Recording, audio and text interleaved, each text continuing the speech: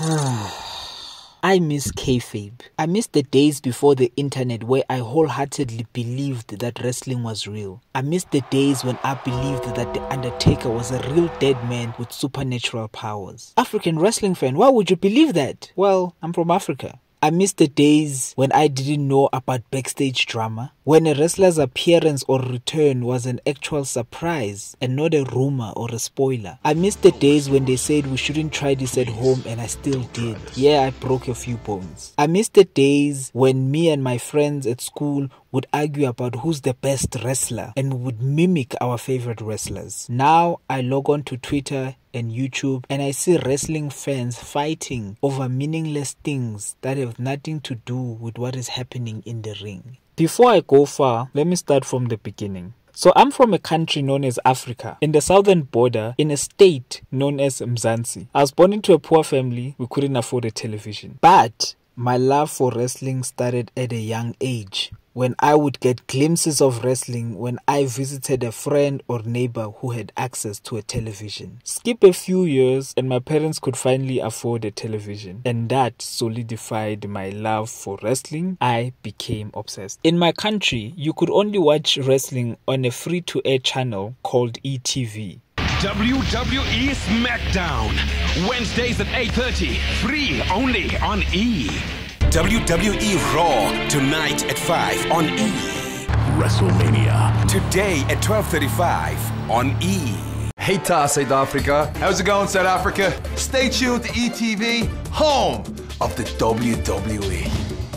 Wednesday was SmackDown, on Saturday was Velocity, the original NXT, and ECW, and on Sunday there was Raw. I loved Raw, but it played at 5 p.m. and my church, unfortunately, also came out at 5 p.m. The funny thing is, I didn't even know that SmackDown and Raw were 2 and 3 hours long, because we only got 1 hour versions of the shows. So that drive from church would mean I'd only catch the last 30 to 40 minutes of Raw. On top of that, the shows were weeks behind from what was playing in America. But I didn't know that, and I didn't care, because I enjoyed the shows. That was my reality. Wrestling was as real as it gets. I didn't question it, I just watched and enjoyed. So I religiously watched wrestling throughout my youth. Skip a few more years and I'm in university. Now I have access to unlimited Wi-Fi and YouTube. And it is here where I begin to watch videos that expose wrestling as being fake. Before this, I still believed that wrestling was not scripted. So when I saw all those videos that were exposing wrestling, I felt betrayed. So you are telling me that my hatred for Randy Orton, JBL and the Nexus was all manufactured? You telling me that John Cena and Randy are friends once they go backstage? You telling me that one of my favorite matches that kept me on the edge of my seat, that had my heart pounding? No, yes. Miz versus Jerry Lawler for the WWE Championship. Yes, that's my 7-star match. When Miz was on the ground and Jerry was climbing up that ladder, man, my heart was beating for Jerry to win. Then Michael Cole came and ruined everything. Man, I hated that guy. So you are telling me that all of that was scripted? When I reached that realization for the first time in my life, I hated wrestling and did not look back. I missed NXT's transition into a serious wrestling show. I missed the Women's Revolution. I missed the arrival of the Shield. I missed so many moments. But because I was on the internet, I would occasionally see some wrestling clips and highlights. And even though I was angry, I was tempted to watch. And I did. And the more I watched is the more I enjoyed. And the more I enjoyed is the more I realized how irrational my anger was. Yes, it's scripted, but I'm entertained. Just like all my favorite movies and soapies. When I realized that, I ran back to wrestling. I was in love with wrestling again, and I started following content creators who were talking about wrestling because I wanted to catch up and I had no one to talk to about wrestling at the time. And this is where I stumbled on the positive Pete himself, Simon Miller. I'm Simon from What Culture, so without further ado, let's up the downs. No, Jack's right, that is crap. So let's get to it by upping some downs. Let's up those downs and up those downs. Hello, my friends, and welcome to Ups and Downs from Wembley Stadium.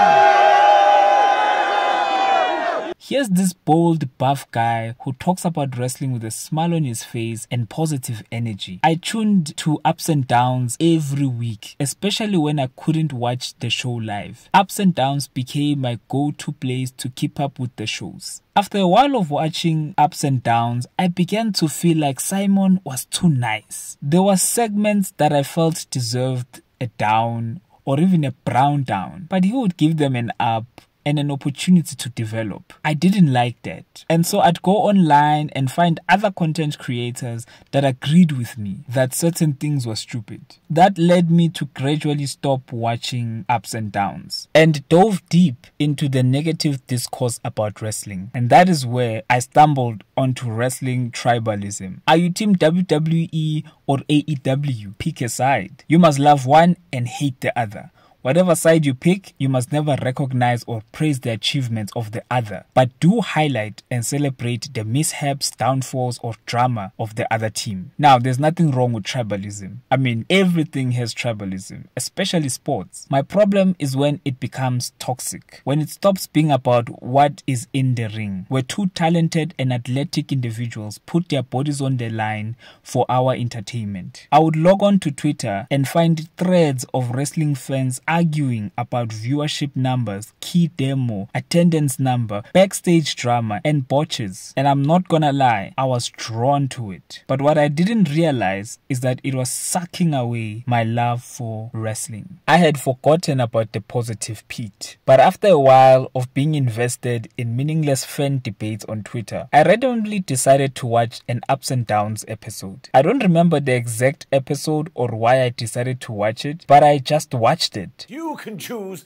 to be one of two wrestling fans. First of all, you can be this guy. You see his face? Look how mad and angry he is. I hate everything. I watch wrestling just so I can moan about it. You can be that guy, and that's perfectly fine. Or you can be this. You see? Look, the smiley octopus, then you go, hello, smiley octopus, what do you love? And he goes, everything. And he is just a happier person. I cannot believe this was the intro to Ups and Downs this week.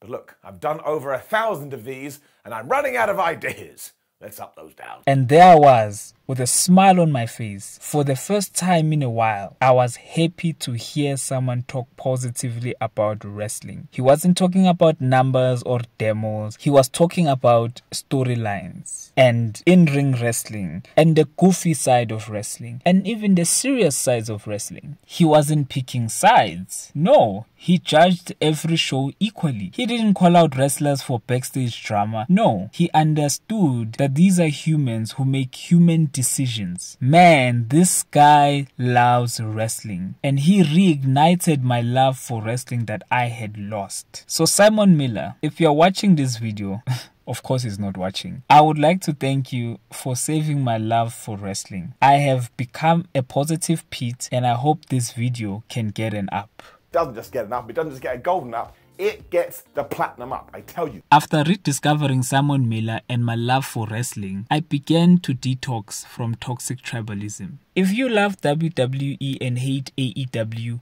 that's fine. If you love AEW and hate WWE, that's fine. If you love both, that's even better. If you hate both and love other wrestling promotions that don't get as much media attention, that is also great. You can love what you love and hate what you hate.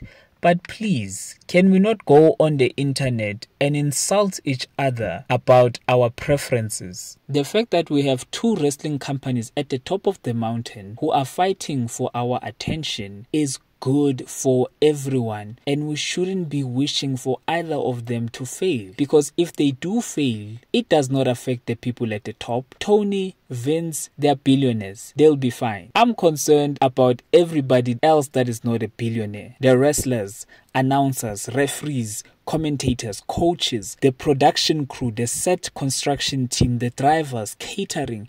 So many people would lose their jobs. The thought of people losing their jobs should be enough to end toxic tribalism, but we live in reality and we know that's not gonna stop anyone. In closing, I am a wrestling fan. I've been one since I was young and I'll be one till the day I die. I don't belong to a tribe. I love everybody, and I'll be making videos about both companies. All I'm asking is for us wrestling fans to come together and enjoy wrestling so we can up those downs. If you enjoyed the video, please subscribe and tell me what you think about this topic. And please, let's not fight in the comments section.